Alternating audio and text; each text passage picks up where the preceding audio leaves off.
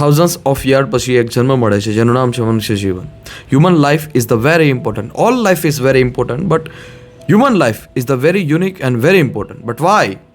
All of size, જેટલા પણ કહેવાવાળા લોકો છે, જેટલા પણ મહાન લોકો છે, બધા જ લોકોએ કહેલું છે કે સમય છે બહુ મહત્વપૂર્ણ છે, જીવન છે બહુ મહત્વપૂર્ણ છે.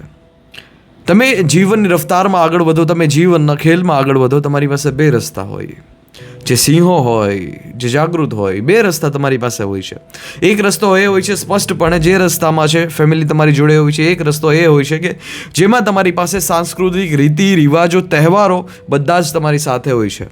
જેવી રીતે કોઈ પણ એક તહેવાર આવે છે, એ પછી 15 તારીખે તહેવાર આવતો હોય તો પાછો 26 તારીખે પાછો ઊભો હોય, 26 તારીખે પૂરો થઈ ગયો હોય તો પહેલી બીજી તારીખે પાછો તહેવાર ઊભો હોય. હવે મહિનામાં 4-4, 5-5 વખત તહેવાર આવે છે. આ બધા જ તહેવારને છે તમે એન્જોય કરી શકો છો પૂર્ણ ક્ષમતાથી, પૂર્ણ પરિવારની સાથે મળીને, પૂર્ણ બધા જ ફ્રેન્ડ્સ જોડે છે એ તમે તમારો તહેવાર છે એન્જોય કરી શકો છો. પરંતુ અહીંયા મહત્વપૂર્ણ વાત એ છે કે આ જીવન જીવવામાં તમારે ઘણી બધી કોમ્પ્રોમાઇઝ કરવી પડે છે. એ કોમ્પ્રોમાઇઝ તમારા ફેમિલી જોડે પણ કરવી પડે છે, કોમ્પ્રોમાઇઝ તમારી આસપાસના લોકો જોડે પણ કરવી પડે છે. પરંતુ મહત્વપૂર્ણ વાત એ છે કે આ જીવનમાં, આ સિંગલ લાઈફમાં કે તમે જીવનના બે પાથ પડતા હોય, એમાંથી એક પાથ પસંદ કરો છો જે ફર્સ્ટ નંબરનો છે. ફર્સ્ટ નંબરમાં બધી જ વસ્તુ તમારી પાસે હોય, થોડા ઘણા પૈસા તમારી પાસે હોય, તમારે ક્યાંય બહાર ફરવા જવું હોય તો તમે આરામથી જઈ શકો છો, તમારી પાસે અનલિમિટેડ ટાઈમ હોય વેસ્ટ કરવા માટે, તમે યુટ્યુબમાં ફની વિડીયોઝ જોઈ શકો છો, એકદમ બકવાસ ટાઈપના વ્લોગ્સ બનાવી શકો છો. અને જે લોકો વ્લોગ બનાવે છે એ વ્લોગને પણ તમે જોઈ શકો છો. ક્યારે પણ એની ટાઈમ 24 કલાકમાંથી ગમે ત્યારે તમે આળસુ બનીને છે સૂઈ શકો છો, તમને મજા આવે તમે ફાસ્ટ ફૂડ ખાઈ શકો છો.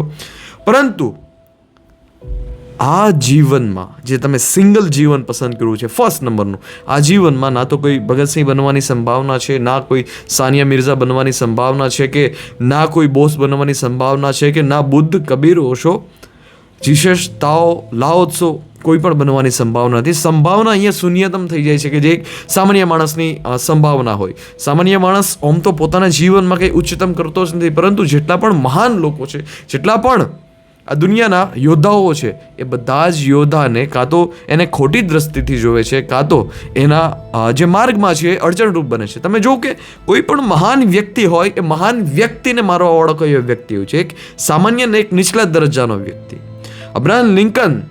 અબ્રાહમ લિંકનને કોને માર્યો? એક સામાન્ય માણસ કે જે ઉચ્ચતમ દરજાનું જીવન બનાવવા માટે વર્ષોના વર્ષ લાગી જાય છે, અને એક સામાન્ય માણસ આવીને પલભરમાં છે એ ખતમ કરી નાખે છે. તમે જો કે ગાંધીજીને કોને માર્યા?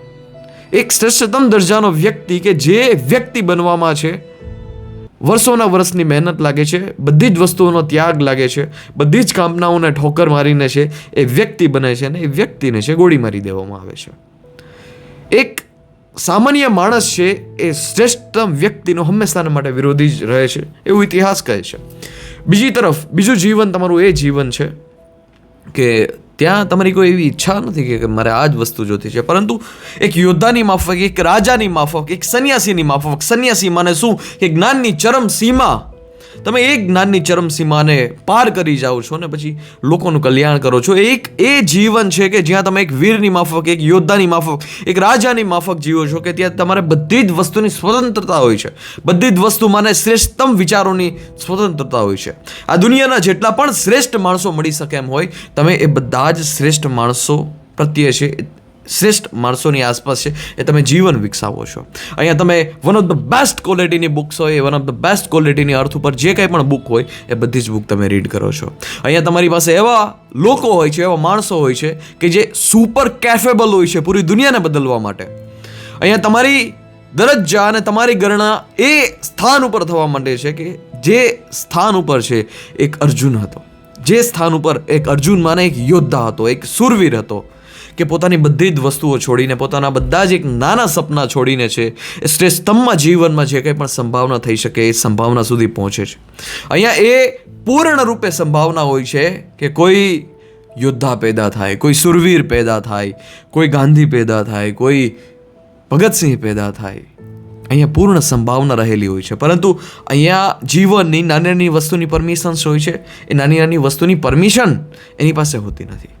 એ વ્યક્તિ છે ક્યારે પણ ખોટો સમય વેસ્ટ નથી કરી શકતો. એ વ્યક્તિ ક્યારે પણ પોતાની દરજ્જાથી નાના દરજ્જાના લોકો છે, નાના દરજ્જાના લોકો સાથે એ રહી નથી શકતો. પોતાના દરજ્જાથી નાના અને નીચલી કક્ષાના લોકો છે એની વિચારસરણીને એડસેપ્ટ નથી કરી શકતો. એ ક્યારે પણ યુટ્યુબમાં છે પોતાનો ખરાબ સમય, પોતાનો કિંમતી સમય જે ખરાબ કામમાં વપરાવામાં હોય એ ક્યારેય એલાઉડ નથી કરતો. એ ક્યારે પણ ઇન્સ્ટાગ્રામની રીલ્સ જોવામાં અને રીલ્સ બનાવવામાં જે 2% રીલ છે કે તમારા ફોલોવર 5 લાખ થઈ જાય, 10 લાખ થઈ જાય, 1 મિલિયન થઈ જાય, છતાં તમારું જીવન નીચલી કક્ષાનું જ હોય અને લોકોના જીવન ઉપર છે ખરાબમાં ખરાબ પ્રભાવ પાડે, અહીંયા એલાઉડ નથી. અહીંયા એલાઉડ જ નથી એ વસ્તુ કે જે વસ્તુના છે ખોટો સમય છે વેડફાઈ શકે.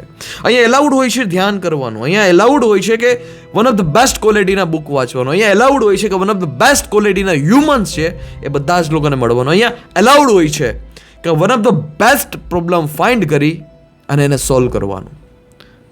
પરંતુ અહીંયા ઘણી બધી વસ્તુના ત્યાગ હોય છે.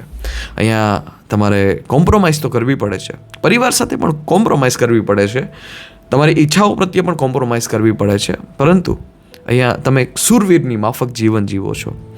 જો 2 વસ્તુ જીવનમાં થઈ શકે, કાં તો તમે જીવનમાં છે કંઈક હોવ, કાં તો તમે જીવનમાં કંઈક હોવ માને તમે જીવનમાં કંઈક હોવાનો ખોટો ડંગ કરો, કાં તમે કંઈક કરી બતાવો. કાં તમે કંઈક હોવ, કાં તમે કંઈક કરી બતાવો. આ જીવનમાં પ્રકાશ હંમેશાને માટે મોજૂદ જ છે. આ જીવનમાં તમારે સચ્ચાઈ તરફ જવું હોય તો આ દુનિયામાં તમારે કોઈ પણ વ્યક્તિ પાસે જવાની જરૂર નથી. બસ તમારી સેલ્ફ જોડે જ ક્વેશ્ચન કરવાની જરૂર છે કે શું યોગ્ય છે અને શું નથી યોગ્ય. બસ તમે એને પરખી શકવા જોઈએ. લોકોને પ્રભાવિત કરવા અને પ્રભાવશાળી બનવું, આમાં જમીન અને આકાશનો ફરક હોય છે. જેવી રીતે એક કાદવને કમળમાં ફેર હોય છે, જેવી રીતે એક સૂર્ય અને ચંદ્રમાં ફરક હોય છે.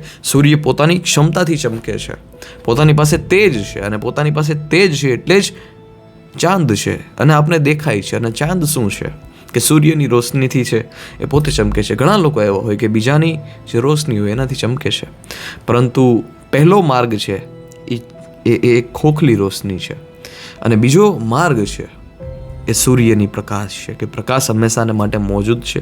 તમે પ્રકાશની જેમ ચમકો જ છો, એમાં કોઈ શંકાને સ્થાન નથી. કાંઈક કરી બતાવવું એ જ જીવન છે.